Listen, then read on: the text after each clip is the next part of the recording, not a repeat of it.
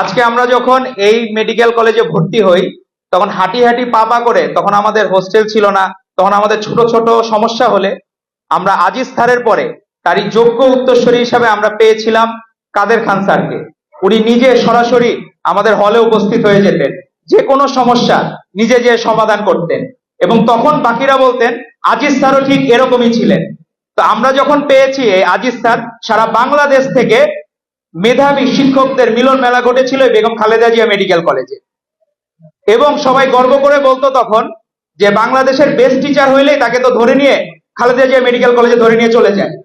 এখন আমরা ফিল করি যে আমরা এখন সব জায়গায়, যখন আমাদের প্রথম ব্যাচ দ্বিতীয় ব্যাচ ভালো করতেছে, পরবর্তী ব্যাচগুলো সাক্ষরতার সাফল্যের সাথে কাজ করে যাচ্ছে, তখন আমাদের মনে হয় আসলে যে উদ্দেশ্যে এই মেডিকেল কলেজটি ঢাকার প্রাণ কেন্দ্রে প্রতিষ্ঠা করা হয়েছিল সেই উদ্দেশ্য আসলেই সফল হয়েছে। সেই দিন আলোচনা ক্রমে আমাদের প্রথম ফাউন্ডার প্রিন্সিপাল আজিজ স্যারের সাথে কথা হচ্ছিল। উনি খুব স্বপ্ন দেখেছিলেন যে ঢাকা মেডিকেল কলেজের পরে এই মেডিকেল কলেজটি সবচেয়ে গৌরবোজ্জ্বল হবে এই সারা বাংলাদেশের মধ্যে। এখন আপনারা কি মনে করেন আসলে কি গৌরবোজ্জ্বল হয়েছে? আসলেই কি সফলতা স্বাক্ষর রেখেছে? পিছনে ভাইরা মনে হয় শুনতেছেন না। এখন কি সরোয়ার্দী মেডিকেল কলেজ কি আমরা ঢাকা মেডিকেল কলেজের পরে ধরতে পারি? তাহলে এই সরোয়ার্দী মেডিকেল কলেজের জন্য জোরে একটি করতালি হয়ে যাক আমাদের সরোয়ার্দী মেডিকেল কলেজের জন্য।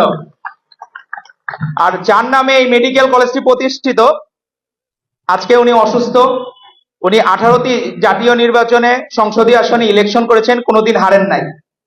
আজকে তার নামে যেহেতু প্রতিষ্ঠিত, তো এই মেডিকেল কলেজে কোনোদিন হারবে না ইনশাল্লাহ, স্বনামে প্রতিষ্ঠিত হবে ইনশাল্লাহ। বেগম খালেদা জিয়া মেডিকেল কলেজ স্বনামে প্রতিষ্ঠিত হবে ইনশাল্লাহ। আর আমরা লাকি যে দুইজন প্রাইম মিনিস্টারের নামে এই মেডিকেল কলেজের। তো আমরা যেহেতু প্রাইম মিনিস্টারের নামে, তো আমরা নিজেদেরকে রাজ পরিবার ধরতেই পারি, পাকিস্তানের প্রাইম মিনিস্টার, বাংলাদেশের প্রাইম মিনিস্টার। তো আমাদের দীর্ঘজীবী হোক বেগম খালেদা জিয়া মেডিকেল কলেজ, দীর্ঘজীবী হোক শহীদ সোহরাওয়ার্দী মেডিকেল কলেজ হাসপাতাল। সবাইকে ধন্যবাদ, এবং আমরা মনোযোগ দিয়ে আমাদের এই অতিথিদের বক্তব্য শুনবো।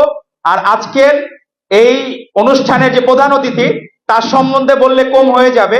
উনি ওনার সময় যখন বিএম এর প্রেসিডেন্ট ছিলেন, উনি যেসব কার্যক্রম করে গেছেন তার ধারাবাহিকতা পরবর্তীতে রক্ষা হয় নাই।